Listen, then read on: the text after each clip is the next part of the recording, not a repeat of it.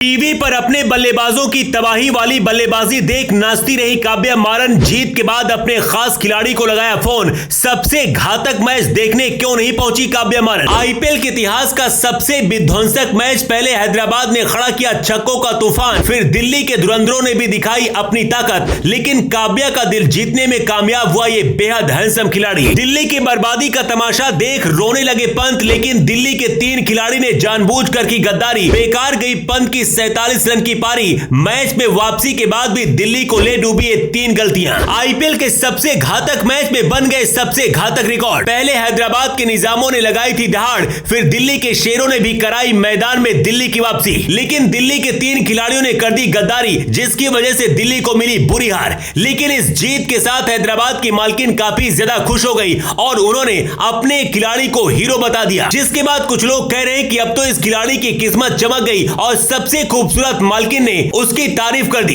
कौन है वो खिलाड़ी बताते हैं। इतना ही नहीं, आपको यह भी बताएंगे कि आखिर काव्या इस मुकाबले को देखने के लिए मैदान में क्यों नहीं पहुंची। मगर पहले बात करते हैं सबसे घातक मैच की। अब तक आईपीएल में कई दिलचस्प मुकाबले खेले गए, लेकिन जब बारी सनराइजर्स हैदराबाद की होती है, या तो हैदराबाद आर होती है या फिर पार जाती है। मतलब इतने ज्यादा रन हैदराबाद की तरफ से बनाए जाते हैं कि सामने वाली टीम उसके आगे अपने आप घुटने टेक दे, या फिर हैदराबाद के बल्लेबाज खुद ही सरेंडर कर देते हैं, जिसकी वजह से सामने वाली टीम को जीत मिल जाती है। लेकिन पिछले कुछ मुकाबले में हैदराबाद में गजब का खेल दिखाया है। इस मुकाबले में ऋषभ पंत ने टॉस जीतकर पहले गेंदबाजी चुनी थी। उम्मीद की जा रही थी कि दिल्ली का मैदान है और दिल्ली को जीत मिलेगी, लेकिन हैदराबाद से पहुंचे काव्या मारन के शेरों ने दिल्ली के इरादों पर पानी फेर दिया। पिछले मैच में जिस तरह की बल्लेबाजी ट्रेविस हेड ने की थी, उसी अंदाज में उन्होंने दिल्ली में भी शुरुआत की और हर एक गेंदबाज को चौके छक्के लगाए। ऐसा लग रहा था कि कसम खाकर मैदान में उतरे हेड सबसे तेज शतक का अपना रिकॉर्ड तोड़ने के लिए मैदान पर उतरे हैं। जिस तरह की खतरनाक बल्लेबाजी उन्होंने की, उसे देखकर दिल्ली के गेंदबाज दहशत में आ गए और हेड ने सिर्फ 32 गेंद में तूफानी रन से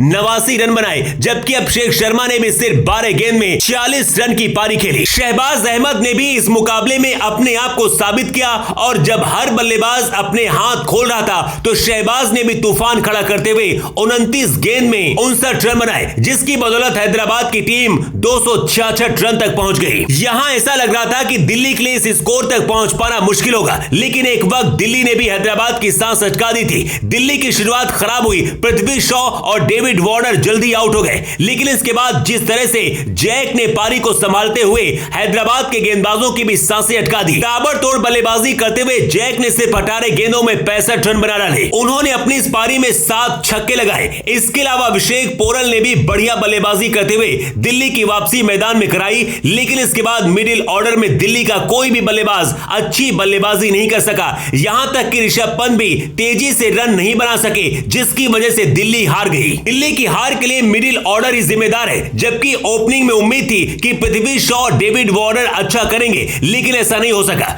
जिसकी वजह से हैदराबाद ने इस मुकाबले को 68 रन से अपने नाम कर लिया। लेकिन आपको बता दें कि हर मुकाबले में काव्या मारन मैच देखने के लिए पहुंचती है, मगर इस मुकाबले में वो दिखाई नहीं पड़ी। बताया जा रहा है कि काव्या किसी जरूरी काम की वजह से मैच में नहीं पहुंच पाई, लेकिन इसके बावजूद उन्होंने अभिषेक शर्मा की बल्लेबाजी की तारीफ की, कप्तान को फोन लगाकर उन्हें और पूरी टीम को बधाई दी। दोस्तों, जिस तरह से अभिषेक बल्लेबाजी कर रहे हैं, आपका क्या मानना है? क्या इस खिलाड़ी को भारतीय टीम के T20 स्क्वाड में जगह मिलनी चाहिए या फिर नहीं? अपनी राय जरूर दें।